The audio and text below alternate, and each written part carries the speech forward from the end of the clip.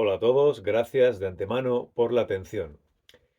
El sistema en el que nos hemos organizado nos ha sido muy útil para poder llevar una vida más o menos cómoda en un entorno natural que de por sí no lo es tanto. Pero este sistema ha ido de la mano de un pequeño grupo de control que nos utilizó de forma parasitaria para poder vivir a nuestra costa. Esta reducida élite controladora se estableció en el poder desde el principio de los tiempos y se encargó de distribuir de manera injusta la riqueza del planeta para que siempre esa minoría privilegiada pudiera alimentarse de la mayoría explotada. Pero la pregunta que nos hacemos es, ¿este grupo de control de dónde sale? Porque, ¿qué pasa? ¿Que siempre estuvo ahí? Bueno, pues el origen de esta élite gobernante surge precisamente de la violencia y del saqueo. Es su propia naturaleza. Según nos cuenta la historia oficial, hace unos 10.000 años se dio la revolución neolítica en el Medio Oriente. El ser humano comenzó a domesticar plantas y animales y eso hizo que ya no hiciera falta seguir desplazándose por el mundo para buscar la comida, porque empezó a haber excedentes de comida.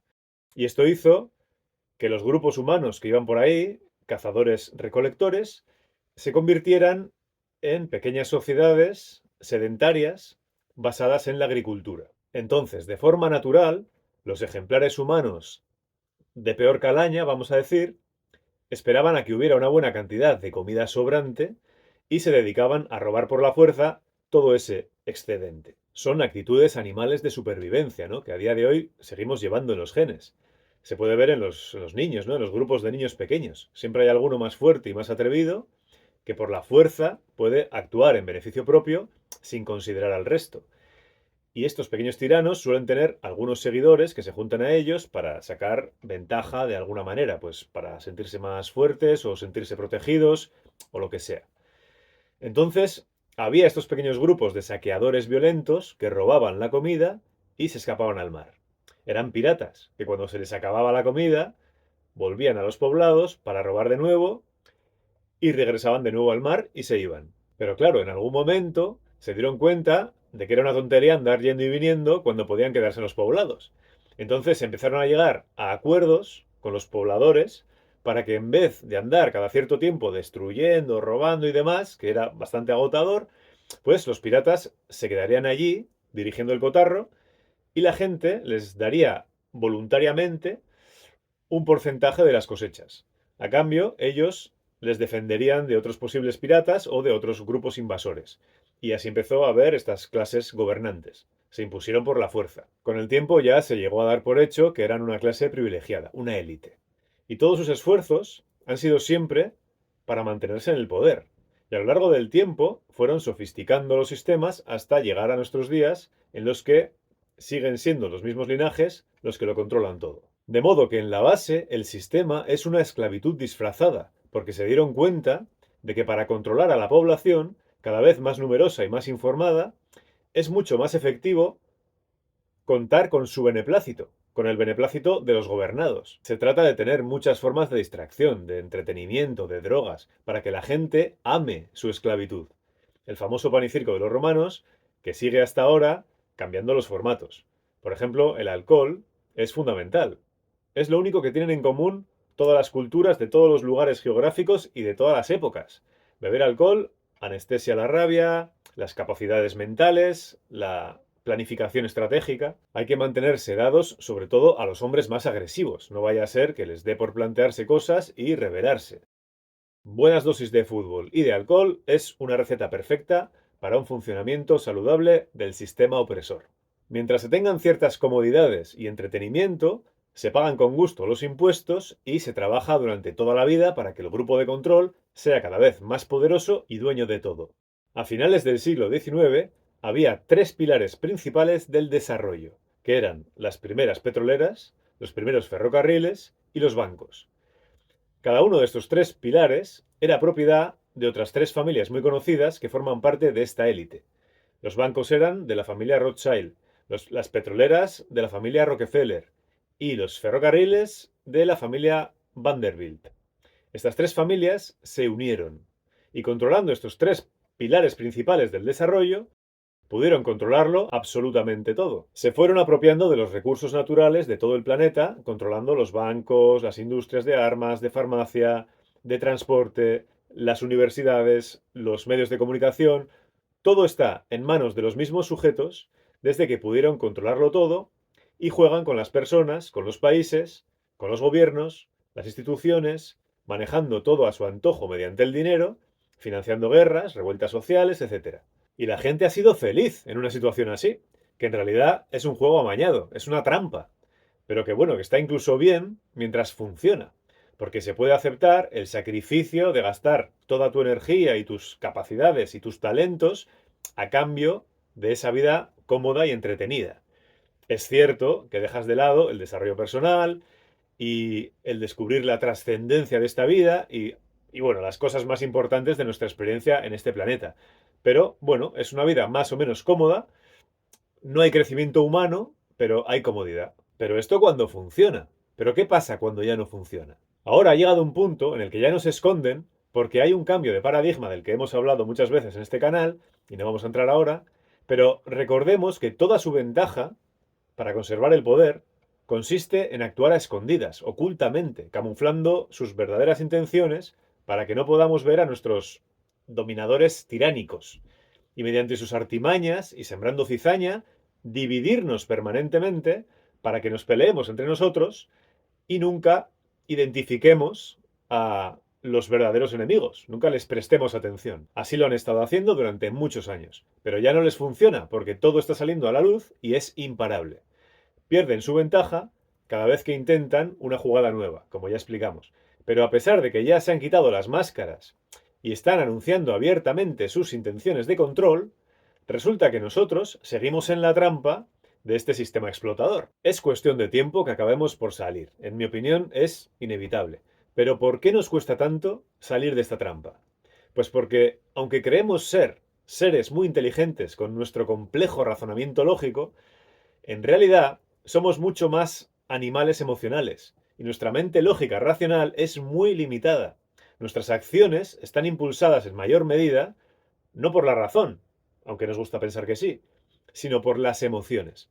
La ciencia ha demostrado que aunque nos consideramos seres muy racionales, la realidad es que las emociones son las que gobiernan nuestras vidas. Y esto las élites gobernantes lo saben muy bien, y saben que controlando nuestras emociones tienen el poder. Nuestro conocimiento no se basa en lo que sabemos, sino en lo que creemos. Se utiliza el lenguaje, sobre todo a través de los medios de comunicación o del cine y tal, para transmitirnos las ideas que les interesan y nuestras reacciones son impulsadas por nuestra emoción. Muchas veces llegamos a aceptar ideas como certezas absolutas, cuando en realidad se han convertido en ideologías. Cuando las personas acaban creyendo ciegamente en estas ideologías, el inconsciente las considera verdaderas y nuestra limitada mente lógica empieza a buscar referentes racionales en estas creencias. Al final, con su estrategia, han conseguido que vivamos en un sistema esclavista en el que dependemos de un Estado que se ocupa de cuidarnos a cambio de producir y de obedecer. No hemos sido los dueños de nuestra vida, sino que nos han dirigido desde niños y lo hacen hasta el momento de la muerte. Algo muy importante del cambio de paradigma consiste en tomar las riendas de la propia vida. Cuando intentes hacer esto, te das cuenta de todas las cosas que inconscientemente has ido delegando en otros. Algunas importantísimas, como la salud, tanto física como mental. No puede ser que la responsabilidad de algo tan fundamental la deleguemos en otros, excepto en momentos puntuales en los que se nos haya ido la situación de las manos, ¿no? Y necesitamos ayuda externa con cierta urgencia. Eso sí, pero pasa lo mismo en la forma de pensar, en la filosofía de vida, en la religión. No necesitamos que nadie piense por nosotros. Pero nos han dado un sistema educativo todo fragmentado, dejando todo lo trascendente para lo último, cuando ya hemos cumplido con todas las obligaciones, ¿no? Y en realidad, comprender lo trascendente, lo que se llama la espiritualidad, es lo que debería ser el trasfondo que lo impregne todo, que nos permita entrar en todos los demás aspectos de la vida sin perder de vista esa parte esencial. Para eso, lo más inmediato tendría que ser entender la existencia de ese mundo invisible más allá de lo físico, para que nuestra existencia aquí sea lo más satisfactoria posible para nosotros mismos y para la gente que nos rodea. Tenemos que empezar a ver al ser humano de manera integral, no fragmentado. Pero los gobernantes no quieren que el ser humano sea integral, que sea sabio, porque si lo fuera, no podría ser explotado. Si las personas conocen esa parte invisible, esencial, que es su verdadera identidad y el funcionamiento de esta vida, la esencia de la taumaturgia creativa, pierden el miedo y entonces no pueden ser forzados a una vida superficial de trabajo y consumo permanente. La libertad se logra con sabiduría, y ninguna sociedad establecida quiere que la gente utilice su propia inteligencia, porque en ese momento se volverían peligrosos para el sistema, para los gobernantes. Una persona libre y sin miedo prefiere morir antes que ser un esclavo. No puede obedecer sin más a lo que marquen unos pocos controladores. Por eso en el sistema educativo, aunque poco a poco también está cambiando, con nuevas generaciones de maestros mucho mejores que antes, no se han enseñado cosas importantes. La educación que se ha recibido en el colegio es de obediencia y de lucha, es antiintuitiva. Y claro, ocurre que después, de manera natural, hemos replicado ese comportamiento en nuestra vida.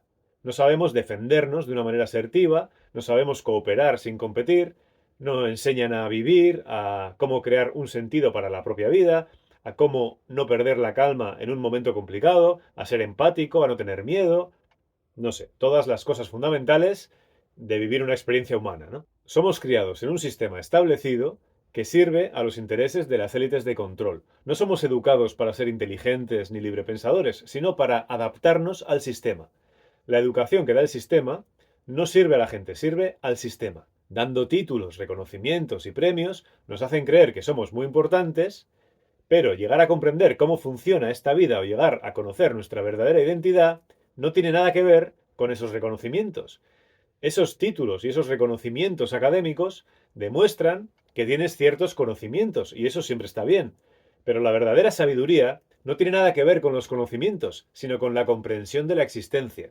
Ahora, gracias a la tecnología, el acceso a la información se ha democratizado y hay suficiente información para individualmente discernir y elaborar un criterio propio sin necesidad de obtener títulos. Afortunadamente ya se está haciendo el cambio. Cada vez hay más conocimientos en todos los campos y la autosuficiencia va creciendo poco a poco a todos los niveles. Porque cuanto ellos más presionan, hacen a la gente más consciente. Antes, por ejemplo, nadie estaba pendiente de la nutrición. Ahora cada vez hay más gente consciente de lo que come. Y pasa con todo aquello en lo que intentan presionar. Por ejemplo, la salud. Cada vez más gente se informa y prefiere hacerse responsable de su propia salud porque ya no confía en las medidas de los gobernantes. Todos sus intentos precipitados de control podemos utilizarlos y transformarlos a nuestro favor para acabar siendo más soberanos de nuestras vidas. Para salir cuanto antes de esta trampa, hay que dejar de estar divididos. Por eso, insisto en la integración de los puntos de vista de los demás. Y hay que perder el miedo a todas las amenazas que después quedan en nada. Porque un ser humano sin miedo es libre y es ingobernable. Y al mismo tiempo es consciente y respetuoso y por eso no es necesario gobernarle. Nos vemos.